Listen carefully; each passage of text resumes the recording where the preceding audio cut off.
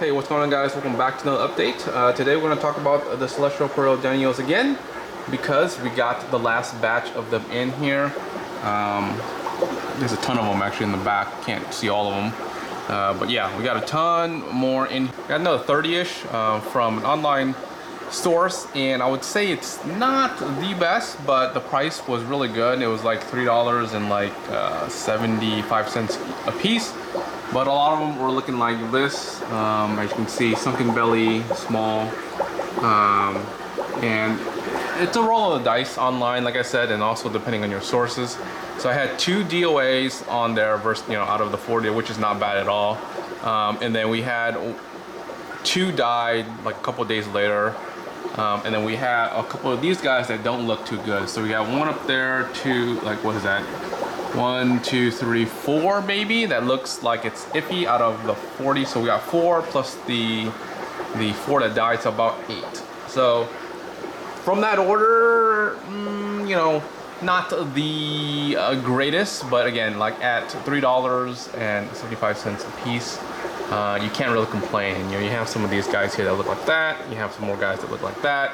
And that was some of the other orders that were mixed in here, from the other 2 clutches. The deal was pretty good, and I kind of already knew the risk that I was taking right there. Small, you can have a bunch of these guys because I've ordered from them before in the past, like a couple years ago, and it's just, whatever comes healthy, we'll take those, we'll keep those.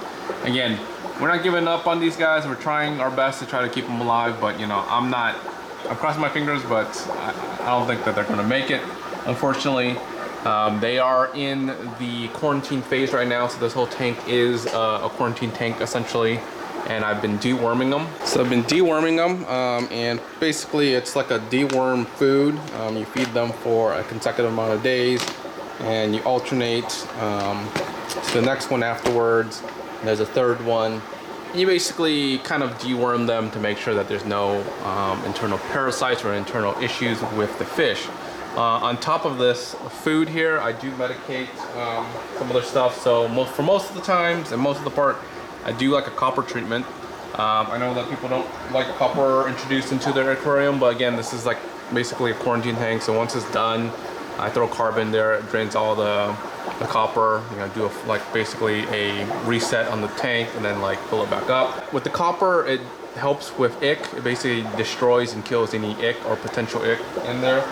So that's why I use copper in a lot of my treatment, and then Paragard for any other just random things that they might have. And hopefully these guys for sure probably have some sort of internal parasite, and plus plant fins. So we have salt in here as well, stress coat. For the first day when they came in here, so I put all that stuff in there. I also do Prozi Pro. This is basically for flatworms, tapeworms, flukes. Basically, kind of just going through the spectrums of common things that can kill your fish. I treat ahead of time, and then once they are good for the next couple months, they're fattening up, then we can move them to whatever they want to, right? So a lot of these guys in the bottom are looking good, right? A lot of the guys on top are looking good, and they're the smaller batch. We got a lot the smaller or the bigger ones down the bottom roaming around. And there's some food here because I just fed them recently, and I'm just trying to fatten them up, making sure that they at least eat something.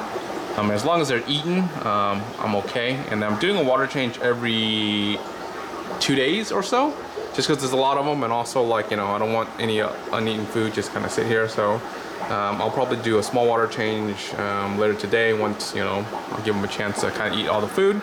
So yeah, hopefully these guys fatten up. We get some nice ones, because there are some nice ones in here already, and it looks like a couple more chasing each other around for breeding. I have this already going on, and my plans, looking this up online to try to figure out what's the best way to breed these guys.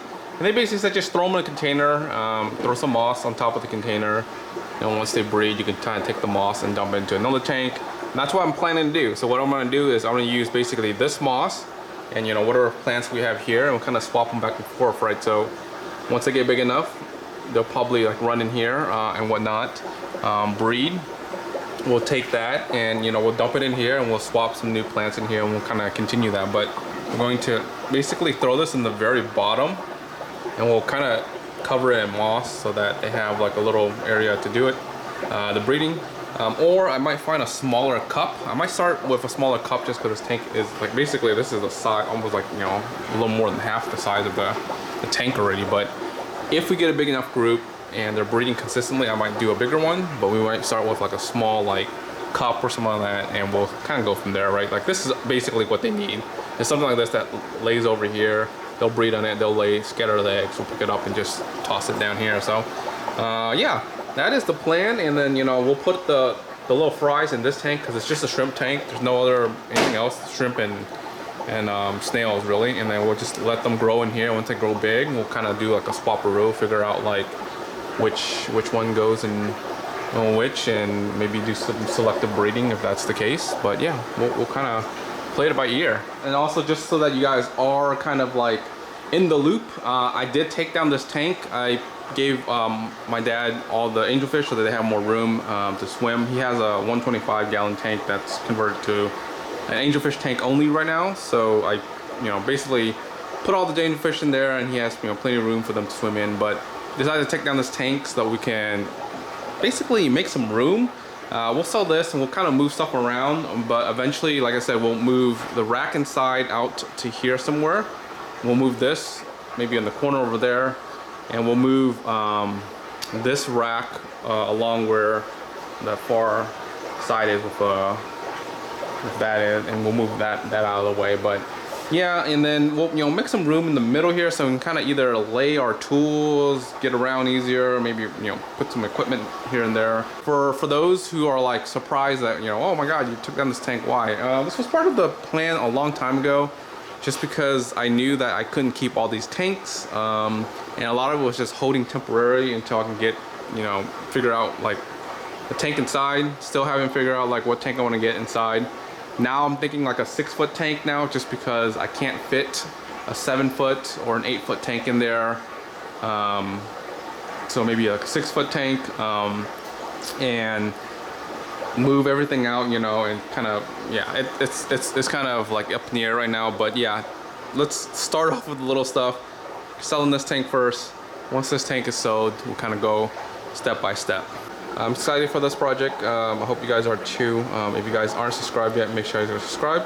And like always, till next time, guys. Peace.